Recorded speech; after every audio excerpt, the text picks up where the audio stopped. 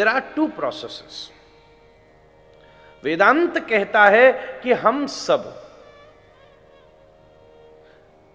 25 element से बने हैं। 5 कर्मेंद्रियां, 5 ज्ञानेंद्रियां, 5 तत्व पृथ्वी जल तेज वायु आकाश, उसके बाद में 5 तन्मात्राएं, शब्द स्पर्श रूप रस और गंध, वाके बाद में 4 अंतःकरण चतुष्टय, मन चित्त बुद्धि और अहंकार, ये है गए 24। 5 कर्मेंद्रियां, 5 ज्ञानेंद्रियां 10, 5 महाभूत 15, 5 तन्मात्राएं शब्द स्पर्श रूप रस गंध 20, मन चित्त बुद्धि अहंकार 24, और फिर एक है परमात्मा का तत्व या अभिज्ञात तत्व, या जो भीतर ट्रांसेंडेंट स्टेट है हमारी, जो अंतरात्म दृक भीतर बैठा हुआ है, जिसको कहवे भीतर परमात्मा विद्यमान है। वो जो बैटरी है, वो जो सेल है, वो जो करंट है, वो जो वायर है, वो जो आत्म तत्व है, वो 25वां। तो ये 25 चीजें मिलकर के हमारा निर्माण हो गए। You all consist of these 25 elements.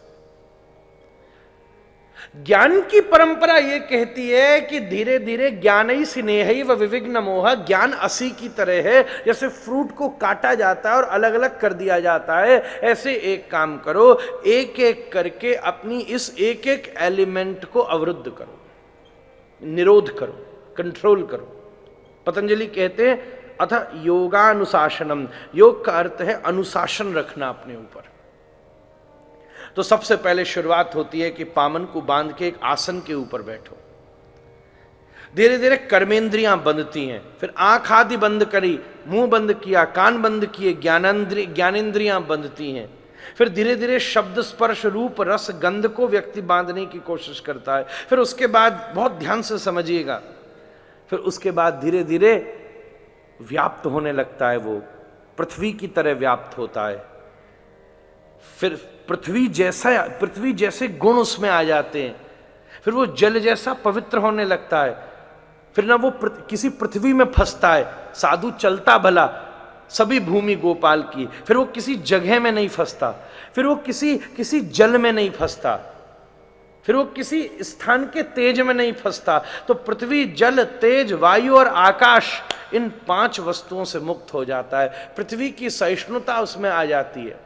और आगे जब पहुंचता है तो फिर उसके बाद आवश्यकता पड़ती है मन को संभालने की। तब धीरे धीरे मन से अमनता, जो निरोध है मन का, उसको पाता है। फिर अपने इंटेलेक्ट को, अपनी बुद्धि के द्वारा प्राप्त की हुई संपूर्ण कल्पनाओं से वो परे पहुंचता है।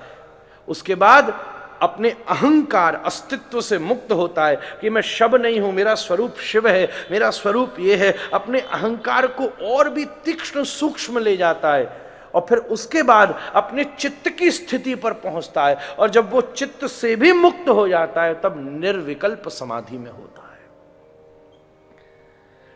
ये इसका एलिवेशन है।